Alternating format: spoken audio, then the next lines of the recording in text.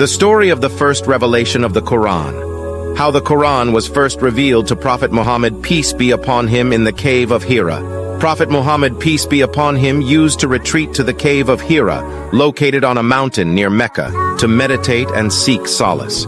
He used to spend time in the cave for meditation and reflection. One day, during the holy month of Ramadan, when the Quran was first revealed, Prophet Muhammad was in the cave of Hira as usual. While he was deep in meditation, the angel Jibril appeared before him and commanded him to recite. But Prophet Muhammad, peace be upon him, who was illiterate and had never recited poetry before, was taken aback and replied that he could not recite. The angel then embraced him tightly and commanded him to recite again, saying, "Recite in the name of your Lord who created man from a clot.